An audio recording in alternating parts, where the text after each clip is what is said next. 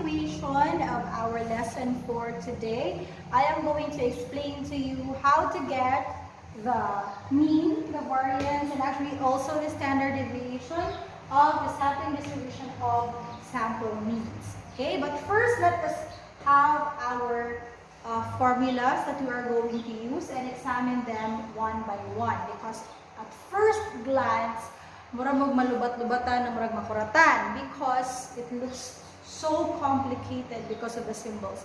But actually, these symbols are very easy to get and very easy to understand. Okay, so katong ako ang last video, lesson 2, I already defined to you and gave you the different symbols and kung saan ilang description, word description. But let's just have a review before we move on to the more complicated stuff. Okay, so let us examine your first part. So we have population and we have sampling distribution of the sample means.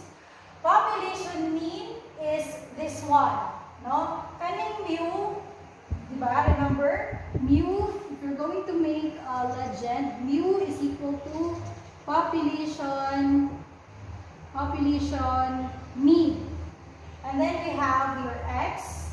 X is your elements. The elements in your data set. No, pag makita kang x, these are the elements in your data set. And then you have your small letter n, which means this is your sample size. Okay, timahan nato na ha. So, ang pagkuha nato sa mean, this is mu is equal to kani siya, epsilon. Epsilon means the summation. Ibig sabihin, summation or sum means i-add mo tanan, no? Ibig sabihin, kaning population mean, i-add mo tanan ang imong elements sa imong data set, i-divide mo kung pila sila kabuok tanan or ang ilang sample size, and you will get the population mean. Okay? Gamito nato ni siya dinhi nga part. Kaning letter A. That is why I want you to understand this. Let's proceed with the second one. Dili sa ato ang i-discuss ha, later na ni siya kayo. Dili man ni siya gamiton sa D to G. Unang sa nato, ang mga formulas na gamito nato sa A, B, and C. So, dili na siya. Mga kanina formula, dili na ito gamiton sa letter A. Okay? So, now is your variance. Your variance is kaniyang symbol. Population variance is kani, sigma squared. So, ang sigma squared, pag-swap din eh, sigma squared is equal to population variance. Naman A. Then, you have X. Same ang definition. X is the elements in your data set. And then you have mu. Mu is your population mean. Imanan ni ha, population mean. And then your big letter N is your population size. Okay? That is your population size. And then the last one is standard deviation. Actually, pwede rin mo ni siya agingan na process, no? Pero para mas dali ko din standard deviation, tuluan ta mo pinakasayon. Kuhaon lang ninyo ang square root ani ninyong variance din nga nakuha. Pagkahuman, punta na siya ang standard deviation. So you can use that method if and only if you already have your variance. Pwede niyo siya kuhaon dayon ng square root and then it's done. You already have your standard deviation. Pero na yung mga problems na dili kuhaon ng variance. So kung nga na gani ang situation, you have to go through with this process. Actually, same lang ni siya, no?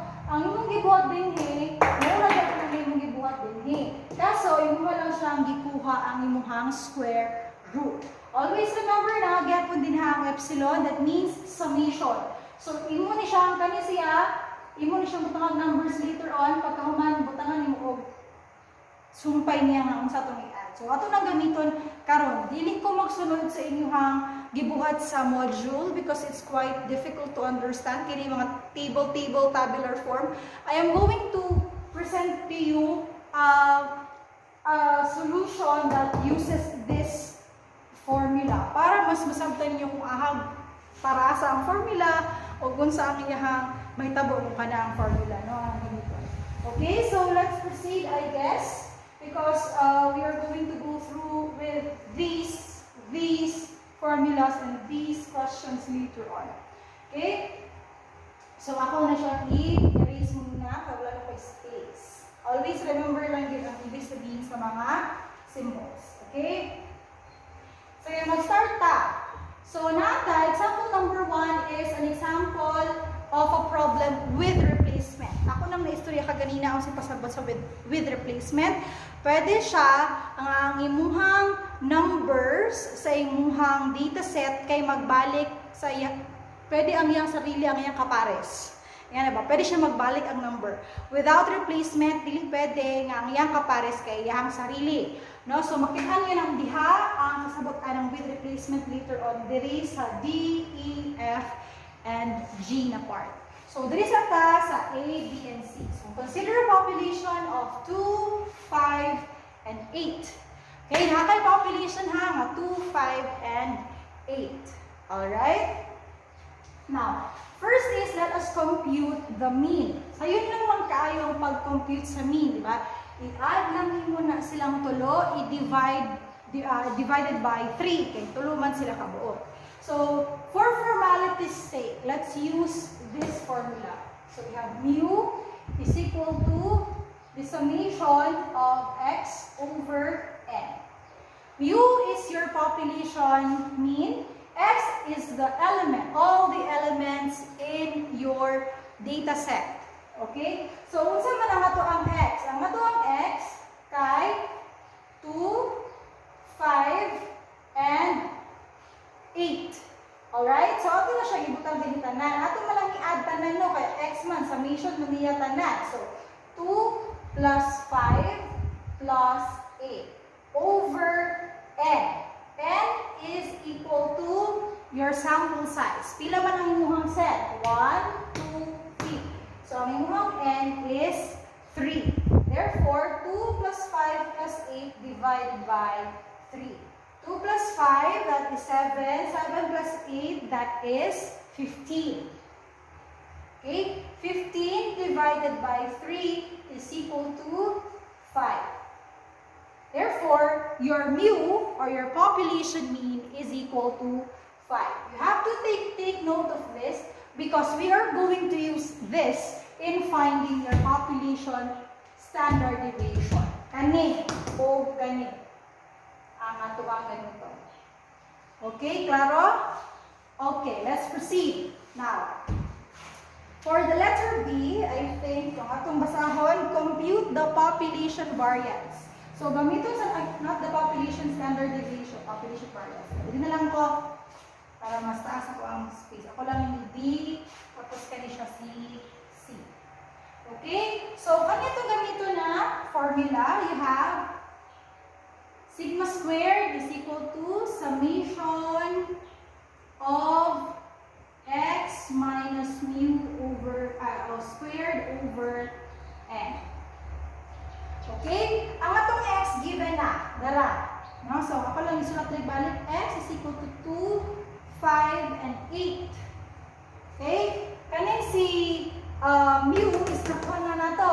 Muna na siya. Si mu is equal to 5. Alright? And the last one is n. Ang atong n, your population size, is the same with your sample size. Kaya ang atong population is 2, 5, and 8 naman. So, 1, 2, 3. Therefore, your population size is equal to 3. Okay? Karon ato na siyang i-expand. Ato ni gamito niya. Gamito na ito ni muhang numbers din he. Okay? So, we have, dili na ako siya isumpay. Ma-short sa space. Is equal to x. Itong first na x is 2. Tama na ito din ha. O, parenthesis, 2 minus mu minus 5. Okay? And then, i-square sa siya. Tanga to, square din ha. Kaya mo man ang nasa symbol. Kuman, atong i-add. And then, let's proceed to our next element, which is 5. So, we have 5 minus 5, then squared. Ayaw kalimot. And then let's proceed to our last element, which is 8. So plus 8 minus mu, which is still 5, and then squared. Divided by everything, divide everything by 3. Kaya mo man na siya na-assign mo ha. Formula. N is equal to 3. Okay? Now, let's proceed. 2, ato sa i-answer ang mga lansunod ha. 2 minus 5, that is negative 3. Then, squared. Negative 3 na ha.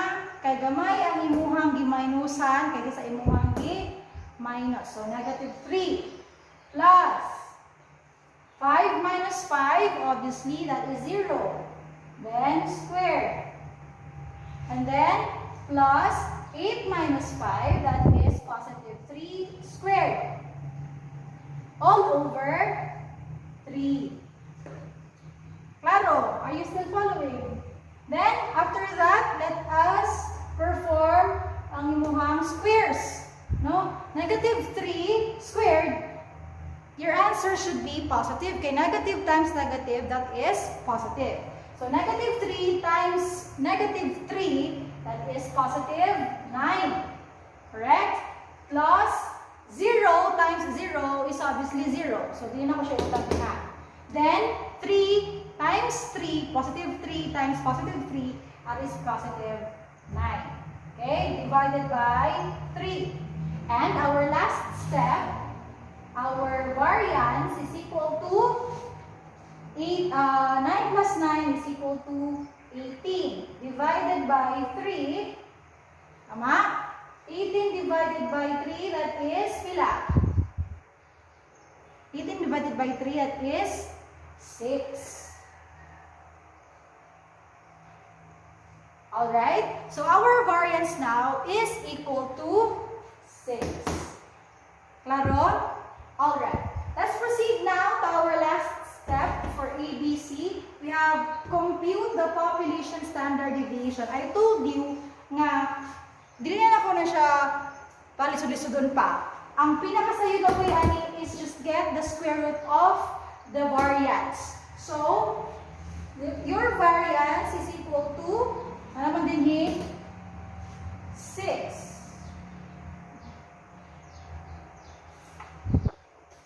Okay? So, after that, get the square root of 6. Using your calculators, get the square root of 6. So, kaning imuhang sigma square din ha, mag-cancel out na ang iyang square. Kaya kuha naman yung mga square root. So, ang mabilis na symbol is si sigma na lang, which is the symbol for this. Claro? Okay, so we have sigma is equal to, based on your module, the answer is 2.45. Okay, so that is the result of your calculation, no? Using the 3 formulas. Alright, so let's proceed now to our letter D, letter E, letter F, and letter G. For letter D, we need to list all the possible samples of size 2 with replacement and their corresponding means. So, atong buhaton is para itong gibuhat natin itong first part. No? Atong lista, tanan samples nga by pair because you have your size which is 2 or sample size which is n equals 2. So, dapat pares-pares siya with replacement. Diba? Yun ang magaling yata. If we say nga na ay replacement, that means nga ang isa ka number, pwede niya kapares ang iyang kaugalingon. So, we have numbers 2, 5, and 8. So, our first sample would be 2, pwede. Pwede 2 and 5, and 2 and 8. Okay? Pwede po 5 and 5, then 5 and 2, and 5 and 8. Okay? Pwede po 8 and 8, 8 and 2, and 8 and 5. Okay, so muna siya ang tanan nga possible nga ato mabuhat nga samples gikan ani nga population with your sample size of 2. Now, after that is kung na to ang ilang sample means, no? So, atong i-add silang duha, pagkahuman, i-divide sila ang 2. So, ang atong buhaton is 2 plus 2 divide 2. So, 2, yun na ko isulat siguro, kay mura gagmay na kayo. So, 2 plus 2 divide 2, the answer is 4. Diba? 4 over 2. The answer is 2. Correct? Pakila siyang i-maramasdan.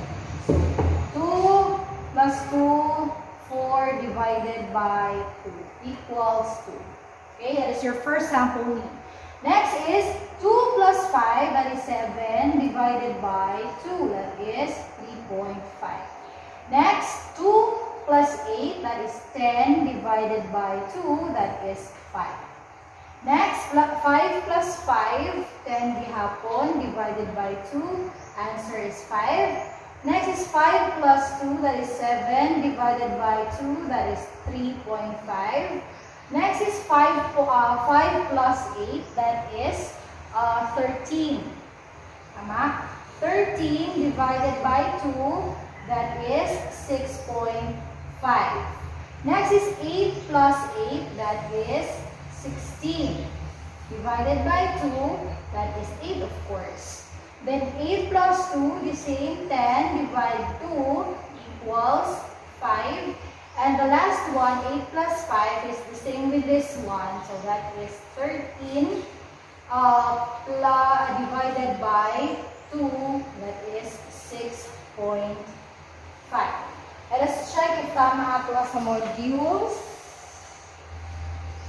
Okay, tama. Lahi lang ang iyang order, pero tama ang ato ang answers. So, after that, no, let's proceed now. Since humana to sa letter letter D, mo lang man ang atong requirement, no? I-list lang nato ang tanang samples and then get their sample means. After that, we are going to get the mean of all your sample means. Meaning, atong i-add ni tanan, kani imong nakuha din ha, tapos i-divide nato kung pila sila kabuok. So, ato sa i-tanawon kung pila ba siya kabuok. So, 1, 2, 3, 4, 5, 6, 7, 8, 9. 9 kabuok. Therefore, your n is equal to 9. Okay, ato nang gamiton nga formula. Actually, kani siya o kani, pare-pareha lang siya. Ang nakalahi lang is kanimuhang x bar. Kaning x bar mo ni siya tanan. No? Ato na siyang gamiton tanan. Okay, so, ato una buhaton is let us get the all the total of this. No, the total of this. So we have 2 plus 3.5 plus 5 plus 5 plus 3.5 plus 6.5 plus 8 plus 5 plus 6.5 divided by your n, which is equal to 9. Sa inyong module is iyang gitabular form. Kita niyo na siya, no? So, iyang siyang gi-add tanan. Same lang actually sa itong gibuhat din eh. So, ang summation ani tanan is 45. No? So, 45 ang summation ana. I-divide nato siya sa 9. Okay, 45 divided by 9 is of course 5. Therefore, the mean of all your sample means kay 5. Okay, let us check with our next page. Okay, tama ang ato ang answer. No? So, therefore, kani siya din nga part, ang answer ana is 5. Kani.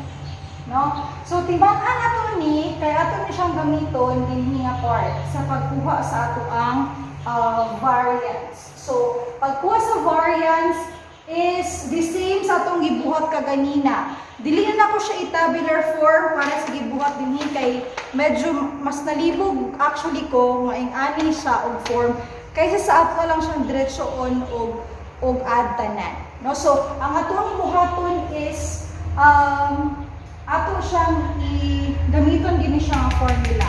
No? So, x bar, meaning kani, pagkahuman i-minus nato sa imuhang kaning ux bar. Kani siya, ux bar. O kani siya. Okay, so ato siyang sundon, no? So, we have variance of the sample means. No, variance means sample means is equal to. Ato muna si 2. So, parenthesis 2 minus and then kanin ux bar dara minus 5 tapos squared. Diba ato na ha kana squared na. Plus follow lang ta dinhi 3.5 minus 5 squared plus next is 5 minus 5 squared plus 5 na pod 5 minus 5 squared plus 3.5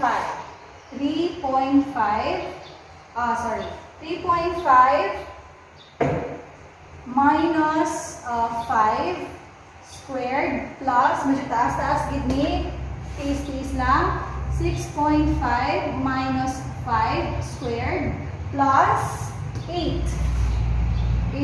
minus 5 squared plus next 5 minus 5 squared plus and the last one that is 6.5 minus 5 squared.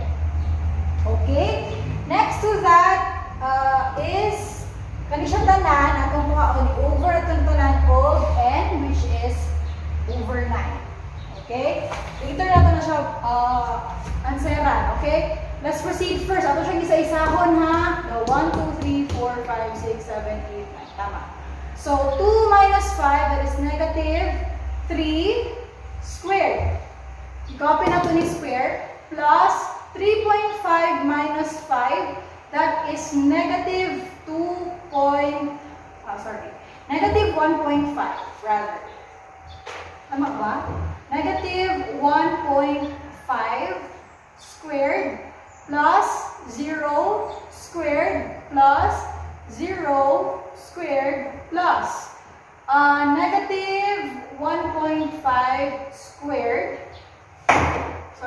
plus this is 1.5 positive squared plus this is minus that is 3 squared tama ba plus 0 squared plus last is positive 1.5 squared.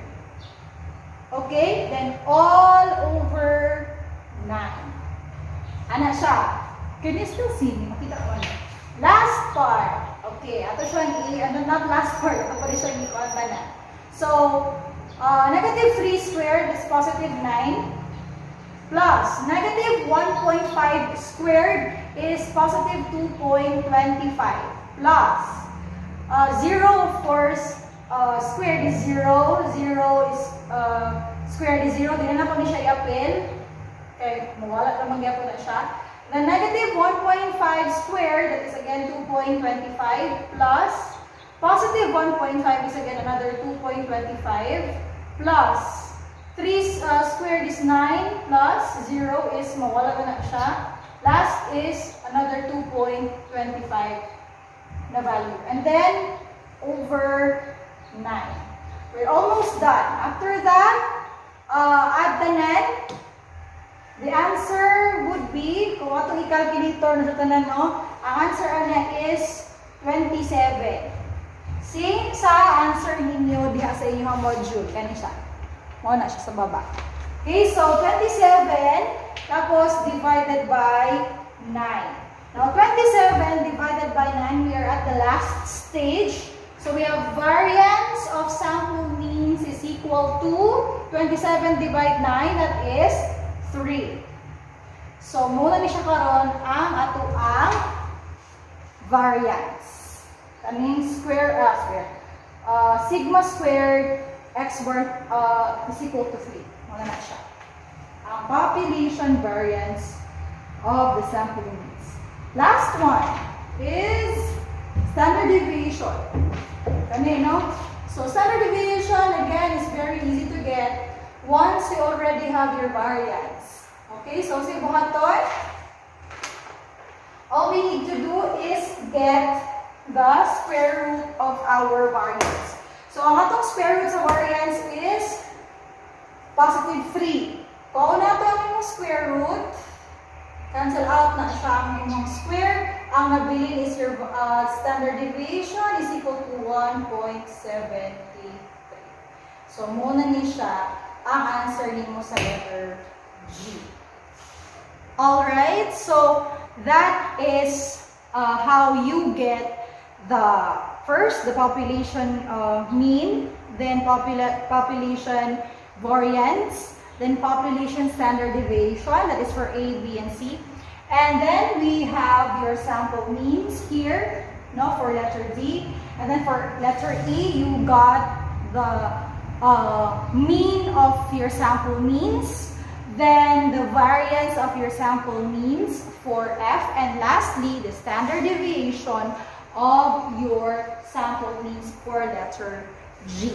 That is, those are the results. No? If with replacement, that means nga pwede, katulad akong ingon, nga pwede niya kapares ang iyang kaugalingon, no? In terms of number. But on the next part, akong pakita next is without replacement. So, unsa bang kalahian sa data na atong mag-gather if with replacement or without replacement. Okay? So, muna siya, no? Ako isulat din atong isulat ang imuhang atong nakuha nga data. So, ato ang u, this is for letter A, itong answers. So, ang atong u x bar is equal to 5. Pareha lang sa imuhang population mean. And then, ang variance sa imong sample means kay equal to 3. And then, after that is ang standard deviation of the sample means kay 1.73. Okay. So, muna siya ang ato ang answers, no? Side by side, no? Muna siya. So, on the next part, I am going to show you how to solve the next problem.